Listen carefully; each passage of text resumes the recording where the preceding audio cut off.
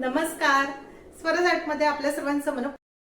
आज आपण बघूयात हिवाळा विशेष गावाकडील पारंपरिक पद्धतीची अतिशय चविष्ट खूप चटपटीत अशी आंबाडीच्या बोंडाची चटणी. हे आंबाडीचे बोंड फक्त हिवाळ्याच्याच दिवसामध्ये मिळतात, त्यामुळे सीझनल अशी रेसिपी आहे. एक वेळा ही चटणी बनवली की साधारण 1-1.5 महिना देखील सहज टिकते. तुम्हाला जर ही आंबाडीची बोंड विकत मिळाली तर आवर्जून आणा. खूप मस्त अशी रेसिपी आहे.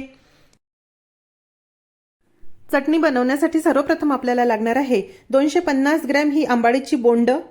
हे बघा, ह्या बोंडाचा जो असा लाल भाग आहे तो आपल्याला काढून घ्यायचा आहे आणि आतलं जे बी आहे ते आपल्याला काढायचं आहे. हे बघा, हे आंबाडीचं बी आहे. हे बी मी तुम्हाला फोडून दाखवते.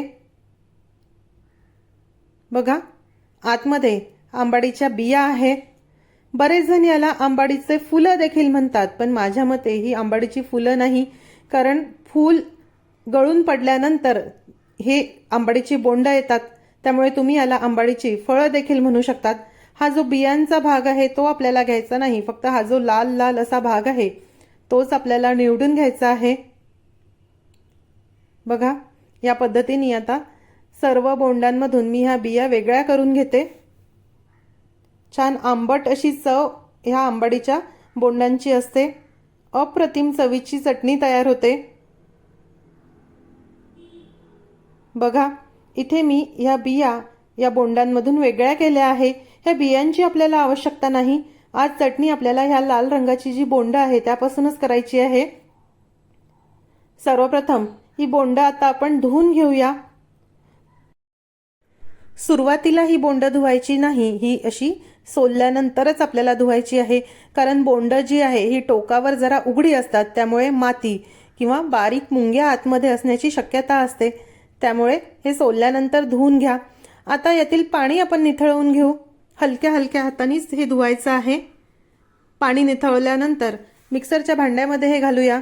तुमच्याकडे जर पाटा वरवंटा असेल तर पाट्या वरवंट्यावर देखील ही चटणी अप्रतिम होते. यामध्ये 3 ते 4 लसूण पाकळ्या घालूया. त्यानंतर चवीनुसार यामध्ये मिरची घालायची आहे. मी अशा अर्धवट पिकलेल्या ह्या मिरच्या घालत आहे, म्हणजे चटणीचा रंग खूप छान येतो. आता आपल्याला यामध्ये अगदी चिमूटभर हिंग घालायचं आहे. 1 टीस्पून जिरे घालूया. साधारण 3 ते 4 टेबलस्पून इथे गूळ घालायचं आहे. गुळाचं प्रमाण तुम्ही तुमच्या आवडीनुसार कमी अधिक करू शकतात. आंबट गोड अशी मस्त ही चटणी तयार होते.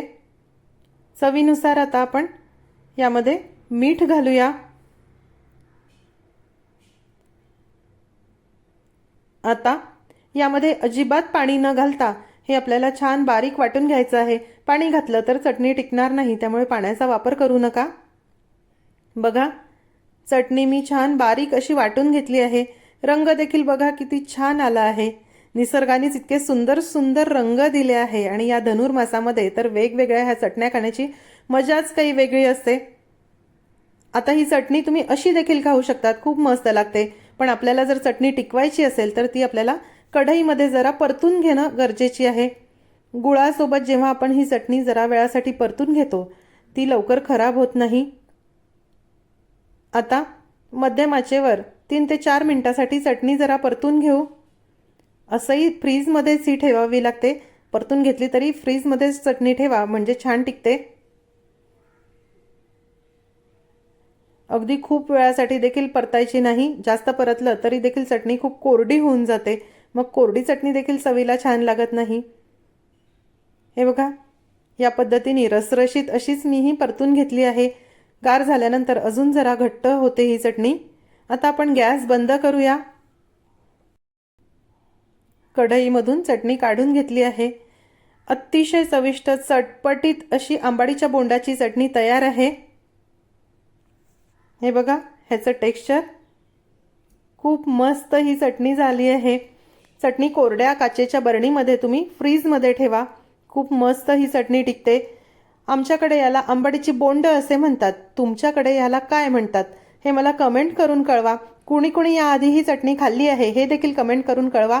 पोळी भाकरीबरोबर तोंडी लावण्यासाठी किंवा पराठ्यांबरोबर खाण्यासाठी चटणी आवर्जून करून बघा. आजची रेसिपी तुम्हाला कशी वाटली हे मला जरूर जरूर कळवा. आजची रेसिपी आवडल्यास रेसिपीला जास्तीत जास्त लाईक करायला व शेअर करायला विसरू नका. माझ्या चॅनलला देखील नक्की सबस्क्राईब करा. अशीच एक छानशी रेसिपी घेऊन भेटूया स्वराजच्या पुढच्या भागामध्ये. तोपर्यंत चवीने खा आणि निरोगी राहा.